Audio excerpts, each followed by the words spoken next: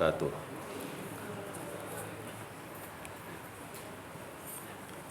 Kita mulakan majlis dengan membaca surah Al-Fatihah. Hadiahkan bacaan kepada kedua ibu bapa kita. Mudah-mudahan mereka semua sentiasa dalam kedamaian, kebahagiaan, sentiasa diberkati, dirahmati, diampuni oleh Allah Subhanahu wa taala, insya-Allah. Amin. Allahumma amin. Al-Fatihah.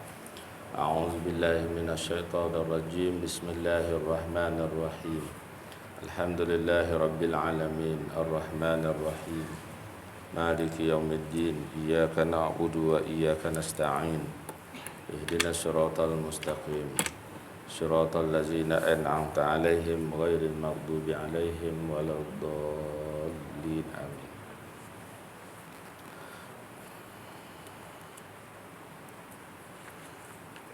A'udzu billahi samil alim minasyaitonir rajim. Bismillahirrahmanirrahim. Alhamdulillahi rabbil alamin. Wal 'aqibatu lil muttaqin. Wala 'udwana illa 'alal zalimin. Amsayna 'ala fitratil Islam wa kalimatil ikhlas wa dini nabiyyina Muhammadin sallallahu alaihi wasallam. Wa millati abina Ibrahim hanifa wa ma kana minal musyrikin.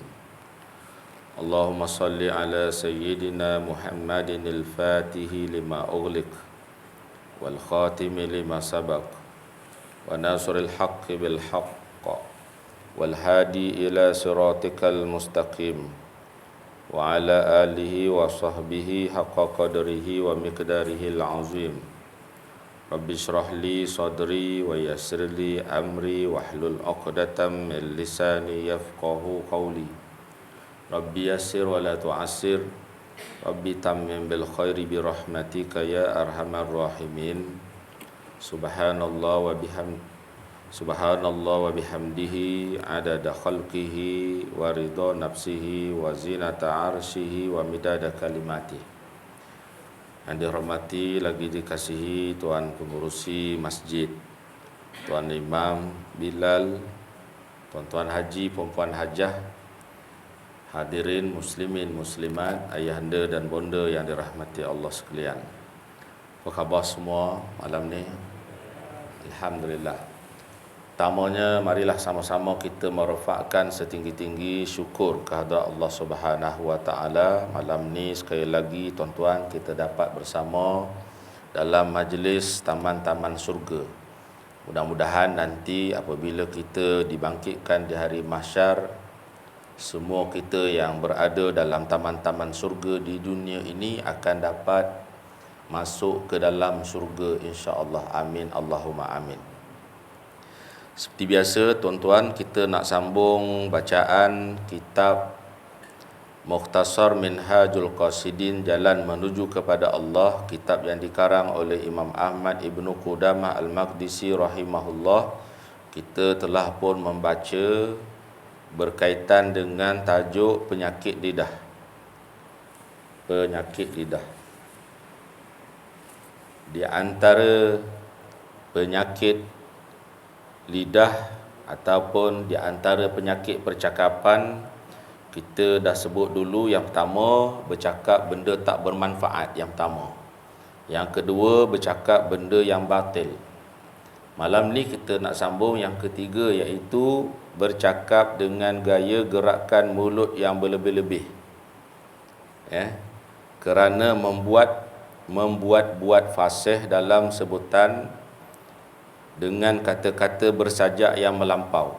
Ini termasuk dalam penyakit bercakap, berlebih-lebih, meleweh mulut kan, supaya orang tertarik dengan percakapan dia. Hal ini sebagaimana yang disebutkan oleh Abu Sa'labah yang meriwayatkan bahawa Rasulullah sallallahu alaihi wasallam bersabda, "Inna abghadakum ilayya wa ab'adakum minni yaumal qiyamah musawikum akhlaqan arsarsarunal mutasyaddiqunal mutafaihiqun." Atau kama qala, Orang yang paling aku benci, kata Nabi, dan paling jauh dariku nanti pada hari kiamat ialah orang yang berakhlak buruk. Siapa dia orang yang berakhlak buruk ni? Nabi kata orang yang banyak cakap. Banyak cakap dan bercakap dengan gaya menggerak-gerak dan melewehkan mulutnya secara melampau. Cara melampau, kerana membuat-buat fasih dalam sebutan, serta orang yang bercakap panjang lebar dan berlebih-lebih. Ni termasuk dalam penyakit percakapan. Penuh mulut dia cakap. Kata-kata bersajak yang tidak melampau, mudah dipahami, seperti yang disampaikan oleh pentazkirah. Masa bagi kuliah kan, ustaz dia susunlah bahasa bagi comel sikit kan. Habis tu macam mana tu? Yang ni dibenarkan kan? Yang ni dibenarkan supaya tazkirah yang dia sampaikan itu dapat dipahami oleh orang yang mendengar. Ni tak termasuk dalam larangan yang tadi tu. Yang ni tak ada apa-apa, saja nak buat sembang lebih-lebih kan, itu dia tak boleh. Jadi yang kita sebut kalau tazkirah, baca khutbah, khatib apa semua tu, kita tengok maknanya memanglah bahasa dia sedap kan. Tapi yang ni tak termasuk dalam yang kita sebutkan tadi tu, bercakap dengan gaya gerakan mulut berlebih-lebih tu. Baik, itu yang ketiga. Yang keempat, di antara penyakit percakapan iaitu kata-kata kotor, caci maki, kesat. Bercakap kesat. Bercakap ni kalau tak maki tak sah. Bercakap kotor dan yang seumpamanya.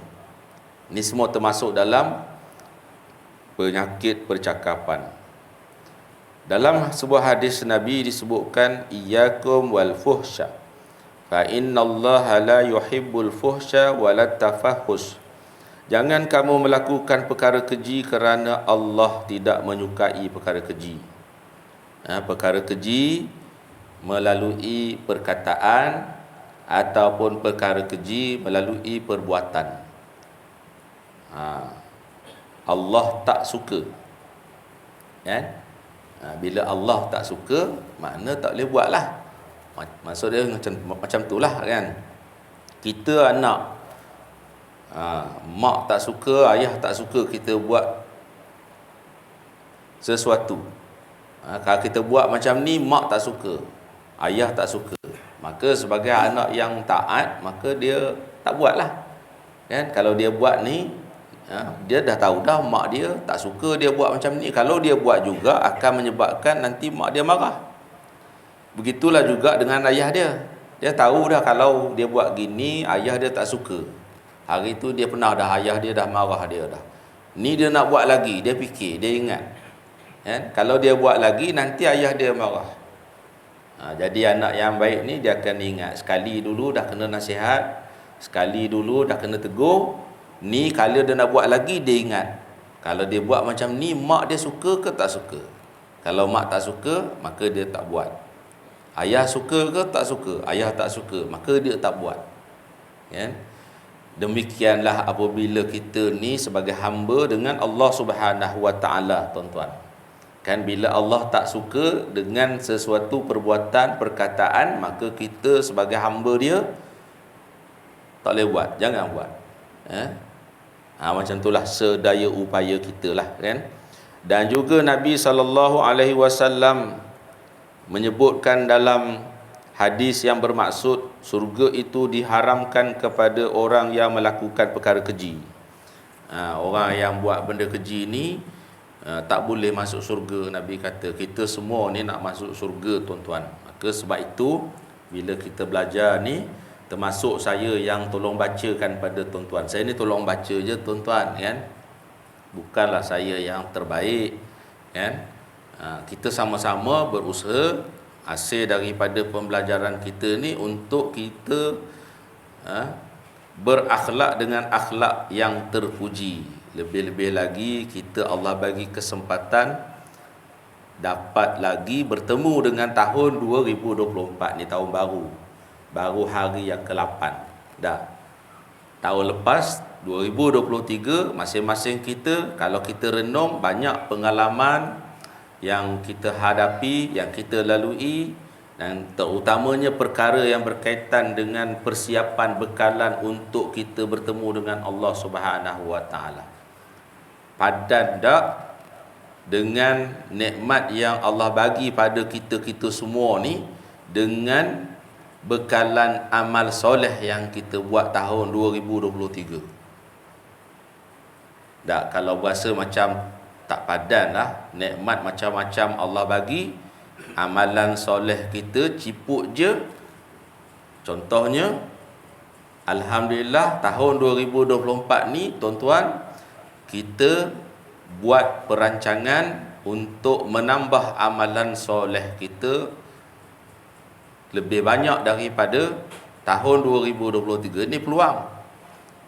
Ni peluang. Mudah-mudahan Allah bantu, tapi dah ada dia punya perancangan. Kita nak buat apa, sehari-hari nak buat apa, nak selawat berapa, nak istighfar berapa. Yang tahun lepas manjang miss, kan? Miss selawat, miss istighfar, zikir tidak, sibuk dengan perkara dunia. Tahun ni Allah bagi lagi peluang, hidup lagi. Allah nak tengok tuan-tuan, adakah kita akan membuat penambahbaikan kepada persiapan bekalan amalan soleh, kan? Dia kena ada perancangan. Perancangan tu kalau pun kita tak sempat sampai akhir 2024, mudah-mudahan Allah kira. Kita kan dah cadang nak buat gini, nak buat itu, nak buat ni, tengok-tengok tahun 2024 ni tak tahulah, setakat hari ni dah 8 hari kan kita hidup kan. Tapi dalam tempoh 8 hari ini tuan-tuan, hari-hari kita dengar kawan-kawan yang hari tu minum di kedai kopi meninggal. Hari-hari kawan kita yang neman kita makan roti canai meninggal. Kalau nak kira kita dengan kawan kita yang sama bayar dengan kita ni, tinggal berapa orang je dah lagi yang ada lagi tuan-tuan. Yang ramai-ramai ni hak sikit sekali dengan kita ni, hak yang umur tak sebaya dengan kita, hak tengok hak sebaya dengan kita, ataupun umur tak jauh, beza setahun dua je kan. Dulu Kamain meriah, ramai je orang. Sekarang ni tengok sama-sama kita hari tu, dia ni tak ada, dia tu tak ada, dia ni tak ada, dia ni semalam meninggal. Tiap hari, sepanjang tempoh 8 hari ni tuan-tuan, seorang demi seorang kawan kita meninggal. Maknanya tuan-tuan, kita pun akan meninggal juga. Cuma kita tak tahu. Allah bagi lagi peluang pada kita ni, pas hari-hari, pejam celik, hari ni hari yang ke-8 dah tahun 2024. Saya bawa contoh yang mudah lah tuan-tuan, yang memang berkaitan dengan kita, hari-hari kita melalui daripada 1 hari bulan sampailah 8 hari bulan. Apa dah yang kita buat, yang saya buat, kita sama-sama lah. Tuan-tuan tolong doakan saya, ya? Saya tolong mendoakan tuan-tuan supaya Allah memberi bantuan, kekuatan kepada kita untuk menambah baikkan amalan-amalan sebagai bekalan untuk persiapan akhirat. Kita tak sembang bab dunia ni sangat, sebab tuan-tuan, semua orang tahu bab dunia ni, semua orang buat persiapan. Nak hidup, dia nampak keberuntungan, apa dia dapat kalau dia buat itu, dia buat ini. Yang dunia ni tak apa. Sebab Nabi pun Allah utuskan kepada kita ni bukan nak mengajarkan hal-hal dunia. Nabi bukan diutus ke dunia ni untuk mengajar kita macam mana cara nak tanam padi, bukan. Tu atas kebijaksanaan masing-masing lah. Ilmu yang ada ni berdasar kepada akal kita yang bijaksana, bijak sini daripada masa ke semasa. Pandailah nanti manusia tu fikir macam mana nak jadikan tanaman padi ni daripada setahun sekali. Dulu, sekarang nak boleh, kalau boleh nak bagi jadi tanam 3 bulan sekali. Kan, artinya dalam tempoh setahun orang yang mengusahakan sawah padi ni akan dapat hasil 4 kali setahun. Kan? Contoh, macam mana nak buat kereta, pandailah kita ni tuan-tuan. Nabi tak mengajarkan pada kita besok ni zaman kita ni buatlah kereta Proton S70 contoh, kan. Dah, ini semua tuan-tuan, kita pun tak terfikir akan ada kereta S70. Dah. Contoh, ni semua atas inisiatif akal manusia masing-masing. Tapi perkara yang berkaitan dengan akhirat, sebab benda ni tak nampak tuan-tuan. Bila benda tak nampak, maka dia kena ada orang yang memperingatkan. Walaupun kita tahu, saya tahu, tuan-tuan lebih tahu, tapi kena peringatkan. Seumpama tuan-tuan, masuk waktu solat semua kita tahu dah. Pukul berapa, Zuhur pukul berapa, Asar, Maghrib pukul berapa, Isyak pukul berapa, Subuh pukul berapa, semua tahu dah. Kalau dalam konteks kita di Negeri Sembilan ni, MAINS, Majlis Agama Islam Negeri Sembilan, dah keluarkan takwim Hijri untuk tempoh setahun. Kan? Masuk waktu Zuhur, masuk waktu Maghrib, bulan 12 nanti pun kita dah tahu dah pukul berapa, tuan-tuan. Ya? Bukan kata bulan ni je baru ada kalender tu, Ustaz. Bulan depan kita tak tahu, entah Zuhur pukul 3 petang. Kan? Asar pukul 6. Maghrib pukul 8. Dah kita tahu dah, tuan-tuan. Kan? Kemudian dalam keadaan kita dah tahu dah waktu solat masuk pukul sekian-sekian, tapi waktu yang dikatakan contohnya waktu Maghrib tadi, muazzin akan mengumandangkan azan. Kenapa? Bukankah semua orang dah tahu dah waktu sembahyang masuk sekian-sekian pukul? Kenapa muazzin nak susah payah mengumandangkan azan? Dah, nanti Isyak azan lagi, subuh nanti azan lagi. Tiap-tiap hari tuan-tuan kita akan mendengar 5 kali azan. Masjid sini mengumandangkan azan, surau dekat sini mengumandangkan azan, surau dekat berhampiran mengumandangkan azan. Banyak surau, Patuk Padan sekali je azan ni. Satu Korea, satu je azan. Hak lain-lain tak payah azan. Dah. Masing-masing surau dia akan azan untuk di surau. Kan? Kenapa? Bukankah orang semua dah tahu dah waktu sembahyang masuk pukul sekian-sekian? Ya. Itulah maksud dia, perkara baik ni kena seru. Hayya 'alas solah. Main sembahyang, walaupun orang tahu belaka dah, kan, main sembahyang.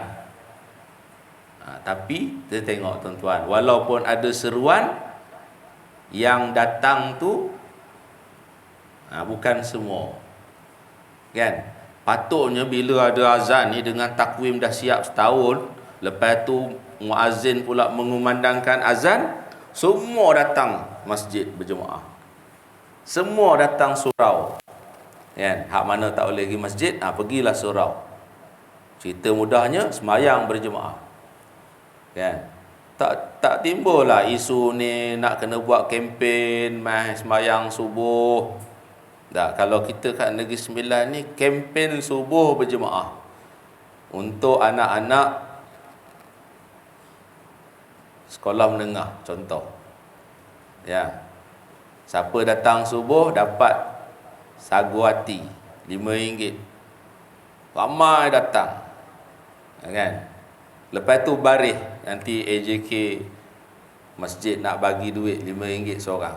Suka hati tuan-tuan. Tapi di sebalik itu maksudnya berusaha pihak berkuasa ni buat sesuatu untuk nak tackle jemaah supaya datang masjid berjemaah, sembahyang berjemaah di masjid. Kan?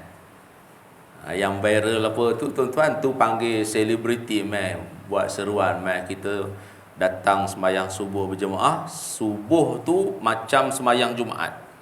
Alhamdulillah jaya. Kan?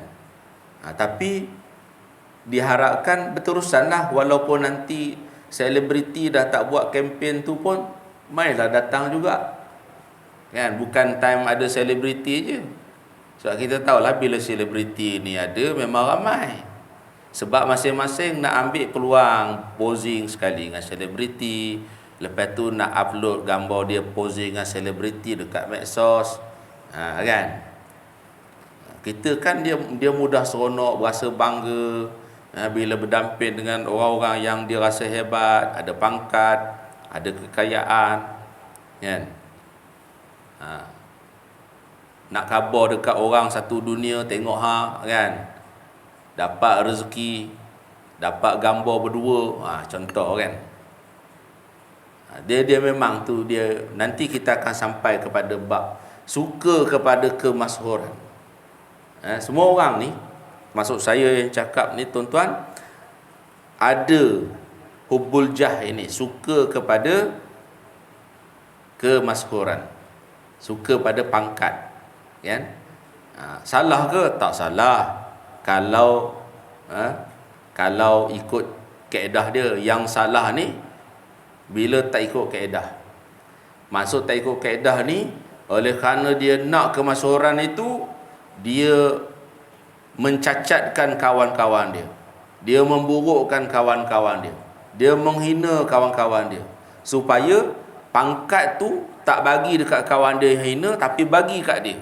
Yang penting dia dapat, walaupun dengan cara pijak kepala kawan. Ni tak boleh. Kan? Tak boleh. Baik.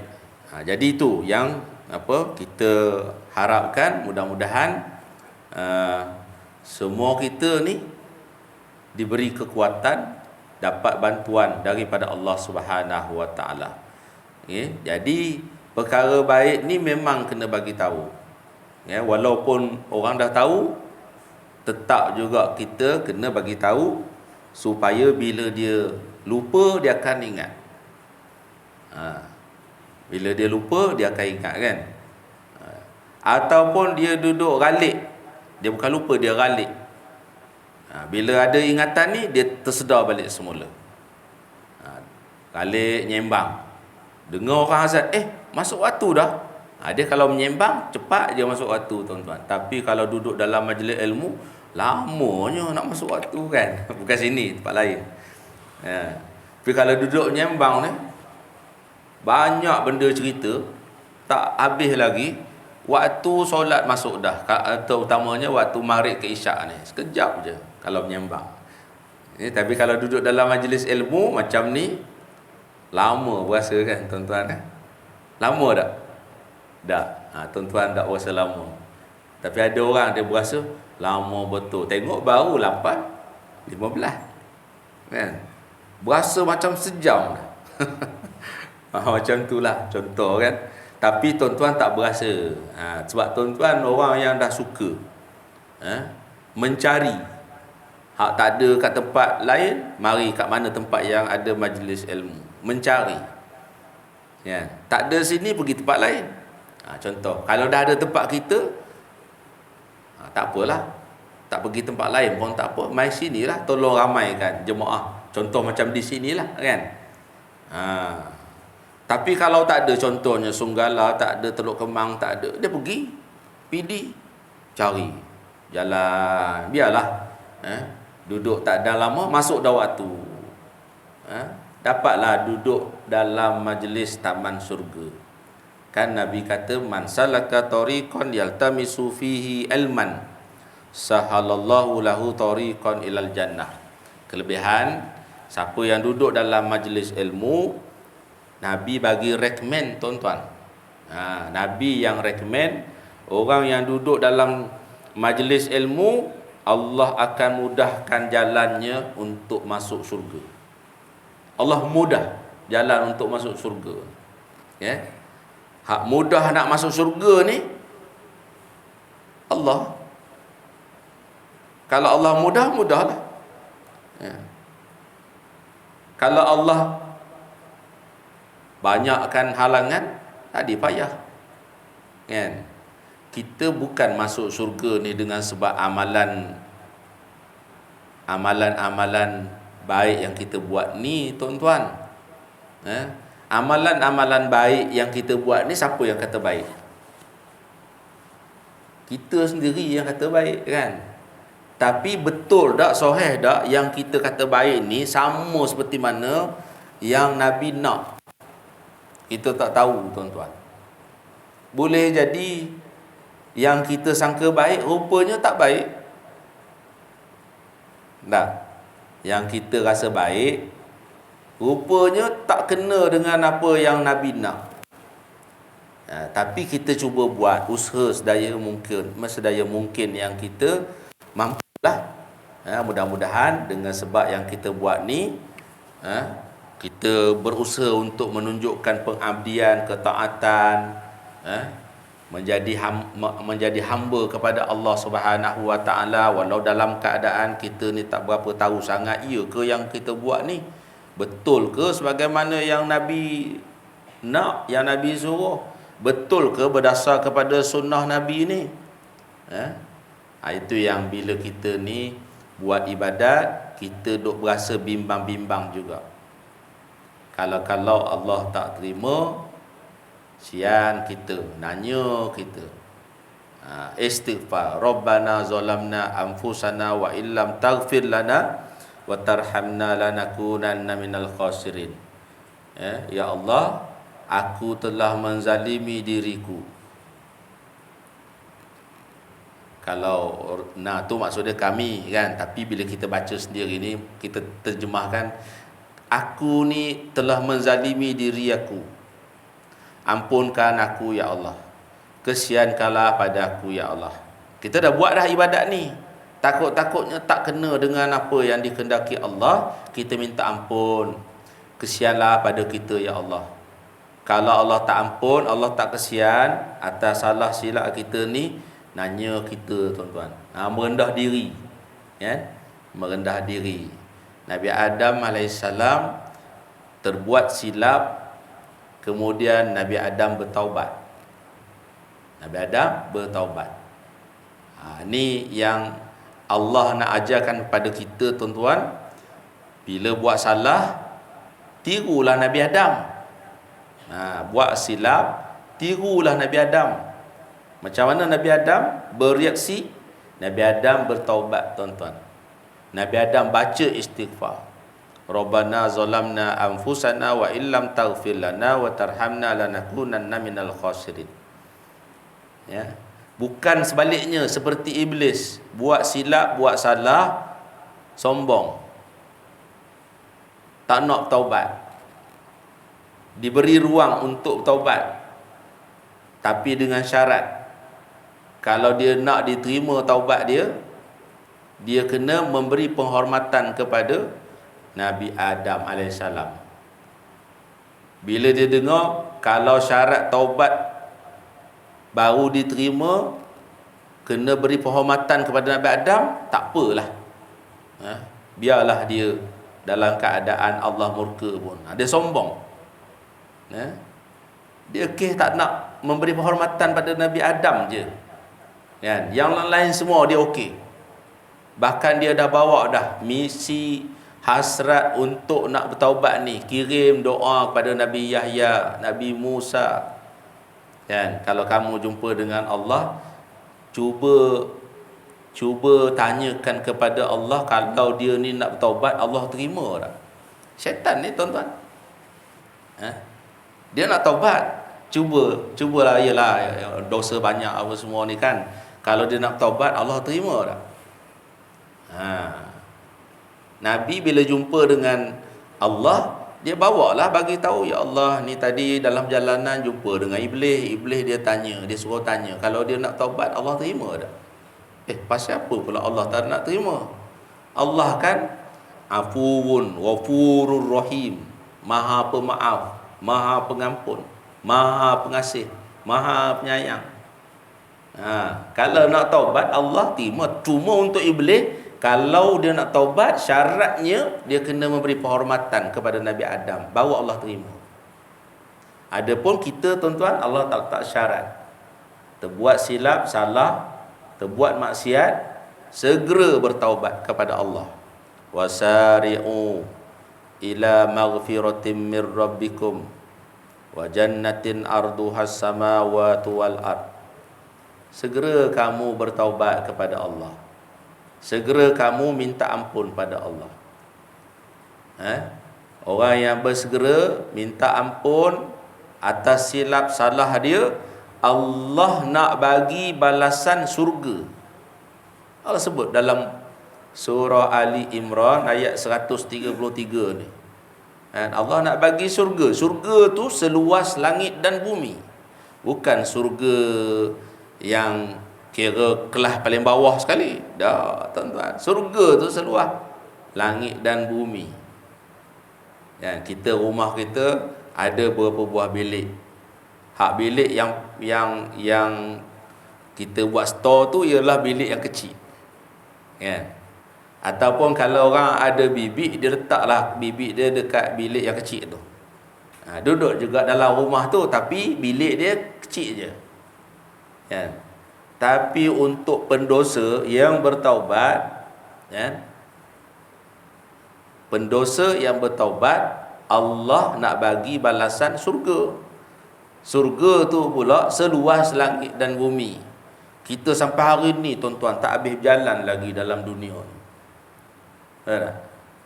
Semenanjung pun tak sampai belaka lagi. Johor sampai mana akhir sekali?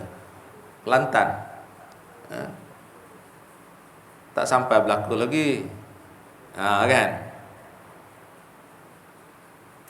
Luah dunia ni tuan-tuan. Tapi Allah sebut tu nak bagi kat orang yang bertaubat ni tadi surga seluas langit dan bumi. Allahu Akbar, kan? Ni Allah tak letak syarat pada kita. Buat silap, buat salah, segera bertaubat. Mintalah doa pada Allah, Allah akan perkenankan. Kan? Allah sediakan pada kita jalan. Kalau silap, salah, memang kita tuan-tuan, walaupun kita dah berusaha untuk tak buat silap, tak buat salah, tapi musuh-musuh kita banyak. Kan? Musuh-musuh di sekeliling kita ni, ya Allah, berlambaklah, kan? Kitanya pula iman senipis bawang. Dah. Sedangkan musuh-musuh kita, keliling kita ni hebat-hebat. General Iblis. Kan? Apa lagi? Lieutenant Colonel Iblis. Sarjan Iblis. Ada belaka tuan-tuan pangkat ni. Dan dia datang tu mengikut keimanan kita. Kalau sesetara kita ni kan, mungkin dia hantar yang prajurit muda lah kot, yang tak dipostingkan lagi, itulah bangkali lah kot kan, mudah tewas. Cuma baiknya, insya-Allah bila kita tersilap, tersalah, ya Allah maafkan aku, ampunkan semua dosa-dosaku. Lepas tu kita tambah lagi, ya Allah maafkan semua dosa-dosa kawan-kawan kita, muslimin, muslimat, mukminin, mukminat. Lepas kita doa macam tu, nanti kita keluar balik daripada majlis ni, ada lagi buat balik silap, salah kan, tobat balik semula. Itulah tuan-tuan.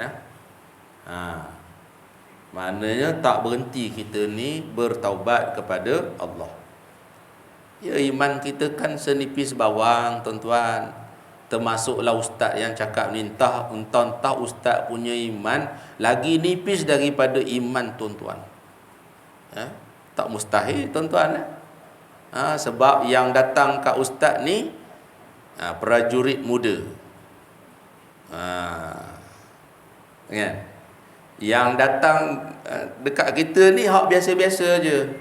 Tak payah dia panggil, dia hantar yang apa tu, yang ada pangkat besar-besar kan. Sebab kita pun tahu kita sendiri, kita punya kemampuan, tuan-tuan. Sebab tu kita tak boleh duduk seorang-seorang. Tak, kita kena duduk dalam jemaah. Macam kita sekarang ni kan. Kalau kita duduk seorang-seorang, kita mudah dirasuk dengan bisikan-bisikan syaitan. Min syaril apa? Min syaril waswasil khannas. Kan? Mudah. Tapi kalau kita duduk ramai-ramai ni, kita dengar, tengok kawan kita tu ibadatnya masya-Allah. Tengok ni Tuan Haji ni mata rabun tapi zikir dia hebat. Tengok Tuan Haji ni contoh kan, badan sakit-sakit tapi tasbih tu tak berhenti, tuan-tuan. Tengok haji ni pula kan, jalan pun gogek dah. Nah, lutut sakit tapi mulut tak berhenti. Allah, Allah, Allah. Ya, kita belajar tengok orang-orang di sekeliling kita ni dari segi ibadat dia. Tengok orang ni puasa tak berhenti Isnin Khamis. Ya. Walhal dia ni lagi tua daripada kita, umur lagi banyak, puasa Isnin Khamis tak tinggal, tuan-tuan. Kan bila kita tengok macam tu, kita jadi malu. Kita ni sebut je kata nak puasa, sahur dah tapi tak puasa. Harap sahur je, tuan-tuan. Puasanya tidak kan. Tahun sahur je lah boleh. Saya ni nak puasa sahur. Kan? Tengok besok makan roti canai. Kenapa tak puasa? Tak boleh tahan kawan-kawan ni. Dia ajak nak belanja lah apa semua kan. Dia puasa sunat boleh buka. Puasa qada. Puasa qada tak boleh, tuan-tuan. Ada beza. Puasa qada ni ada tinggal lagi ni, tak habis lagi ganti ni. Ramadan tinggal berapa hari lagi dah kan. Dia pun duduk puluh ni puasa qada. Tapi time dia puasa, ramai pula kawan yang pemurah nak belanja lah apalah kan. Tak boleh buka. Kecuali sebab yang menyebabkan dia kena buka lah. Kan?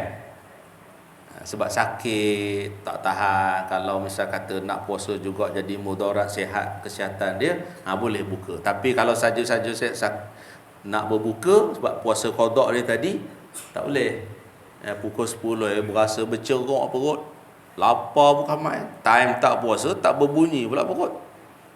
Time puasa pandai pula dia bunyi. Tak boleh jadi buka puasa dia, tak boleh. Memang puasa tu dia suruh macam tu lah, berasa lapar ni kan. Kalau puasa rasa kenyang, tak ada lah nikmat puasa. Saya alhamdulillah ustaz, puasa saya tak rasa lapar pun. Pelik kan? Biasalah kalau kita puasa mesti ada rasa lapar, kan? Rasa penat puasa, rasa haus. Yalah tu puasa lah tu. Munasabahlah kita haus sebab tak minum dah satu hari ni. Munasabahlah kita lapar sebab dah daripada pagi tadi kita tak makan. Dah.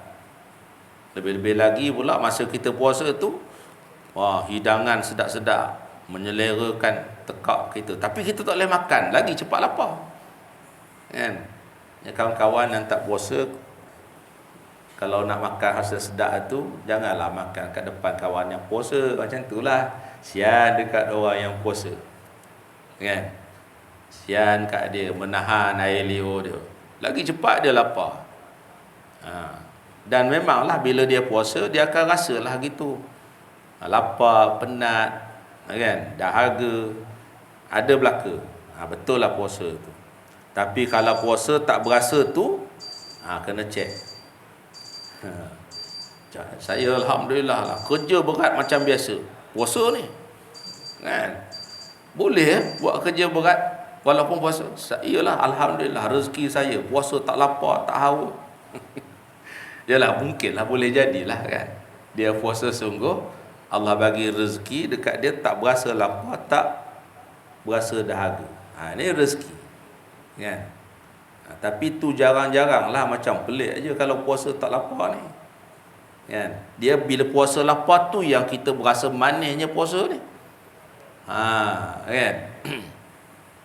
Macam tuan-tuan pergi buat umrah ke haji kan, balik tu selalunya kita akan nampak sahabat-sahabat kita ni tak sihat. Tak sihat kan, batuk-batuk, standard lah tu.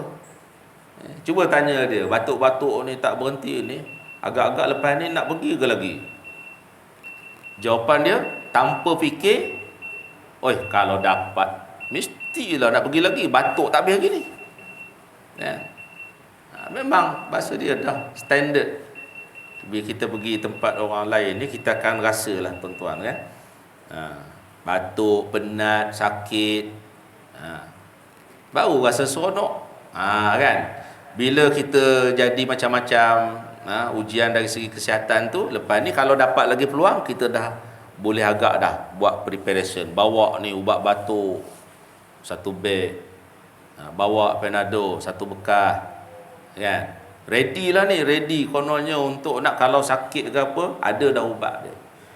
Tapi masa kita bawa, alhamdulillah tak batuk, tak sakit kan. Tapi ubat kita tu habis juga.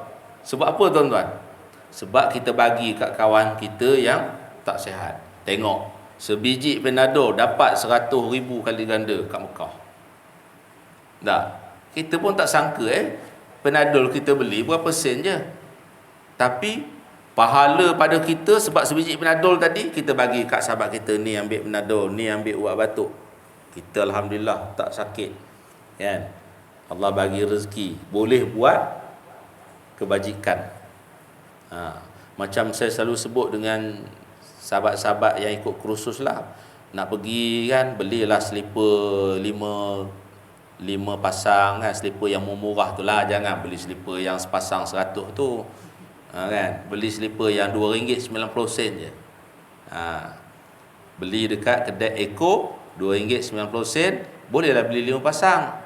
Pasal apa? Ni Tuan Haji beli banyak sangat slipper. Senang, kalau hilang kita ada lagi, tak payah pergi cari slipper kat sana, sebab sana mahal slipper tuan-tuan. Slipper Jepun dekat sana RM10 kan. Slipper yang lebih baik kualiti kat tempat kita ni baru RM2.90. RM2.90, dia RM10, duit dia mahal tuan-tuan. Jadi tak apalah, kita beli 5 pasang ke 10 pasang ke tak apa. Tengok-tengok slipper kita tak hilang, sampai balik tak hilang. Yalah, slipper murah, siapa yang keliru kan, tak ada orang nak ambil. Tapi slipper kawan-kawan kita kerap pula hilang, asal masuk masjid hilang. Jadi tuan-tuan, modal tuan-tuan tadi kan, contoh kan RM2.90 bagi kat dia, ni ambil slipper kita ni. Kita kebetulan bawa spare slipper dalam beg ni, dia tak ada slipper, kita bagi slipper dia. Selangkah dia guna slipper kita, RM100,000 masuk dalam akaun kita kan. Kalau dia duduk 500 meter, berapa langkah tu guna slipper kita tu tuan-tuan. Ya Allah, pahala begitu lumayan kan. Senang je rupanya kan. Ramai kawan-kawan kita yang hilang slipper. Sian kita tengok dia nak pergi daripada masjid, nak pergi ke kedai, beli slipper tu, melepuh kaki dia. Bolehlah pakai slipper, tapi dah melepuh kaki dulu. Sian kat dia kan. Kita spare dah tadi ni slipper, kita bagi dekat dia, kaki dia pun selamat, duit dia pun tak habis, kita pula dapat pahala.